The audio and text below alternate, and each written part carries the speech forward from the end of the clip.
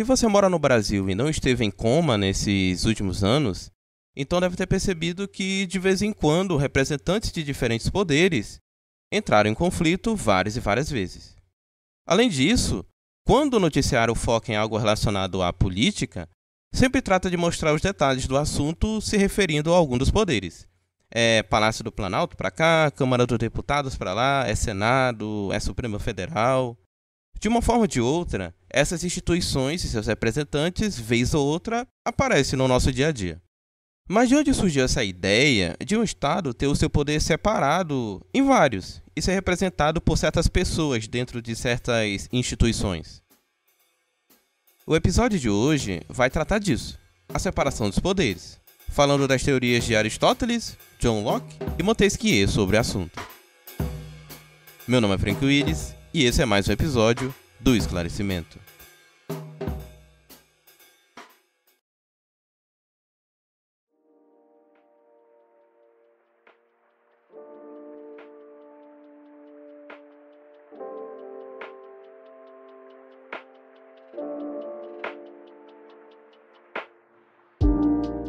Aristóteles, na sua obra A Política, apresenta sua concepção tripartite do poder de um Estado, ou seja, existem 3 poderes separados. A ideia era evitar algo injusto e perigoso, o acúmulo de poder em uma única pessoa. Logo, quando o poder estivesse dividido e assim funcionasse, o governo desse Estado se sairia bem em suas atividades. Agora, quais poderes são esses? Eles são o deliberativo, o executivo e o judicial. O poder deliberativo cuida dos negócios do Estado a partir das determinações feitas pela Assembleia dos Cidadãos. Aliás, Aristóteles considerava que esse corpo deliberativo deveria ser o verdadeiro soberano do Estado. Que tipos de deliberações eram feitas? Fazer as leis ou suprimi-las, decretar a pena de morte, de banimento e de confisco, decidir sobre a paz e a guerra, contrair alianças ou rompê-las, prestar contas aos magistrados e por aí vai. O poder executivo diz respeito ao agir do Estado sobre os seus negócios, sendo isso feito por meio de magistrados do governo. Agora, se o agir do Estado ocorre por meio de seus magistrados, quem são eles? Como escolhê-los e nomeá-los? Aristóteles nos diz que existem muitas variações em relação a isso. Por exemplo, todas as pessoas podem ser magistradas ou podem ser apenas aquelas que atendem a alguma característica: renda, origem de nascimento, mérito ou escolha por sorteio. Além disso, também varia o tempo de exercício do magistrado. Pode ser semestral, anual, perpétuo e por aí vai. O poder judicial envolve os cargos de jurisdição, como é feita a escolha dos juízes, seja por sorteio ou eleição, e a divisão dos tribunais.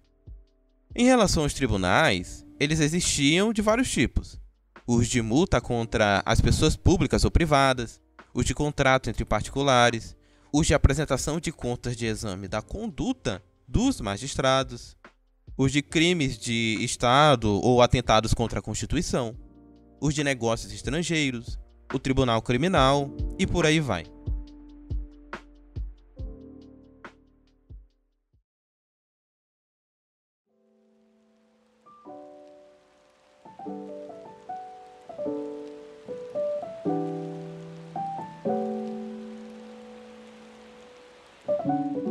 John Locke, na obra Segundo Tratado sobre o Governo Civil, propõe que o governo deveria ter as suas funções exercidas por meio de 3 poderes: o legislativo, o executivo e o federativo.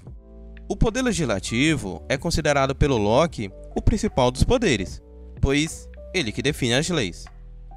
Ora, esse poder só existe porque é preciso impor a todos na sociedade leis que prescrevem as regras de conduta e o que fazer no caso da violação dessas leis. Por isso que o Locke entendia esse poder como superior aos outros. O poder de definir as leis é superior ao poder de executá-las. Mas o legislativo tinha os seus limites, destacadamente 4.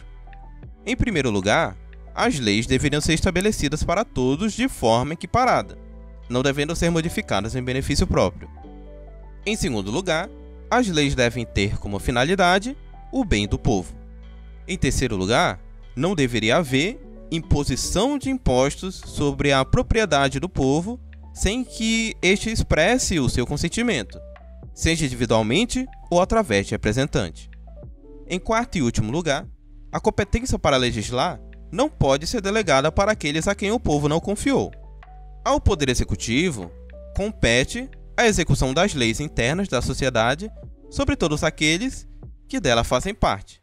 Ao Poder Federativo, compete a administração da segurança e do interesse do Estado, com o público externo, envolvendo a formação de alianças e decisões sobre guerra e paz. Além disso, vale destacar que esses dois poderes estão relacionados. Na verdade, o Poder Federativo está subordinado ao Poder Executivo, e esse último deve ser exercido pelo rei. Até porque o comando desses dois poderes em pessoas separadas, segundo Locke, poderiam trazer desordem ou ruína. Por fim, o Poder Executivo e Legislativo não deveriam ser exercidos pela mesma pessoa.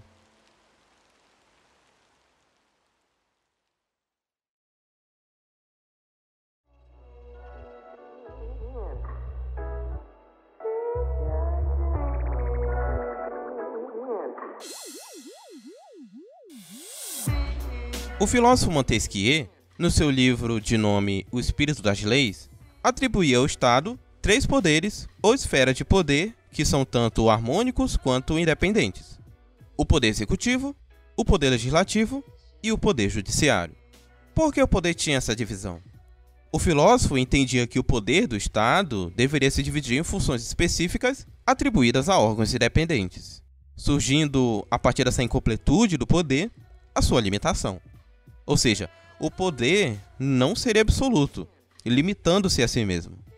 Vamos conhecer um pouco melhor cada um desses 3 poderes. O poder executivo tinha a função de administrar o Estado e a execução de questões relacionadas à esfera pública, como, por exemplo, o envio e recebimento de embaixadores, assuntos relacionados à paz e à guerra, estabelecimento da segurança e previsão de invasões e por aí vai. Montesquieu, além disso, entende que seria melhor esse poder ser gerido por uma única pessoa, um monarca ou um príncipe. O poder legislativo tem a função de criar, aperfeiçoar ou revogar leis, sendo um poder melhor ordenado por muitos, ou seja, é um poder representado por integrantes do povo.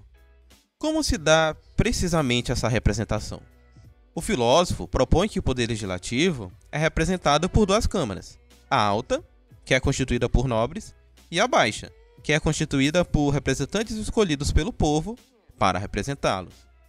Vale destacar que essas 2 câmaras são proporcionais uma à outra, e por isso também se limitam em suas proposituras. O Poder Judiciário teria a função de aplicar as leis elaboradas pelos outros poderes em caso de conflito, punição de crimes ou julgamento de dissídios da ordem civil. Mas quem exerceria esse poder? Por magistrados retirados do seio do povo em certas épocas do ano, formando assim tribunais que permaneceriam ativos enquanto houver essa necessidade. De resto, o poder judiciário era visto como um poder nulo, invisível, devido a aplicar as leis elaboradas pelos outros poderes, principalmente o legislativo. Agora, a preocupação do Montesquieu com a separação de poderes era tanta que decorria dessa separação que se conhece por sistema de freios e contrapesos. Tal sistema advoga a limitação do poder pelo próprio poder, onde cada poder exercia a sua respectiva função e o exercício dessa função era controlado pelos outros poderes. Esse controle, aliás, ocorria a partir de 2 faculdades defendidas pelo filósofo: a de estatuir, relacionado à ordem ou corrigir o que foi ordenado pelo outro poder, e a de impedir, relacionado a anular a ação de outro poder. O controle balanceado entre os poderes por meio dessas 2 faculdades permitiria que eles pudessem causar entre si uma influência mútua. Por exemplo, o legislativo poderia examinar a aplicação das leis do executivo, assim como o executivo poderia frear as iniciativas legais do legislativo. Por fim, os poderes não poderiam ficar nas mãos de uma ou mais pessoas, nas mãos dessas mesmas pessoas, no caso, pois elas poderiam abusar desse poder, anulando assim a capacidade de um poder frear o outro. Portanto, cada poder deve ser atribuído a pessoas diferentes.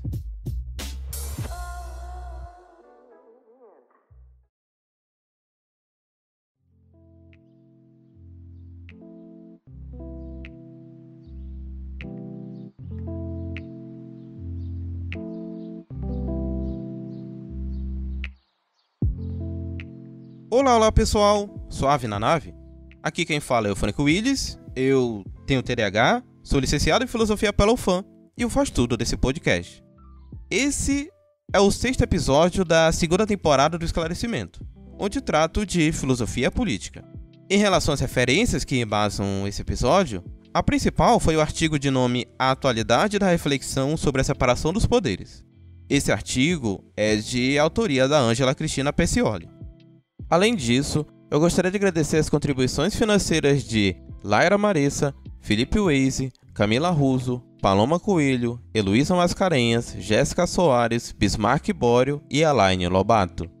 Caso deseje apoiar esse podcast, é só fazer uma doação em um valor qualquer ou assine o podcast a partir de R$5. Só mandar um pix para esclarecimentopodcast@gmail.com ou ir no link esclarecimentopodcast.wordpress.com/financie. Por fim, não deixe de nos acompanhar. Você pode fazer isso nos seguindo no seu aplicativo ou serviço favorito de podcast ou nos seguindo nas redes sociais.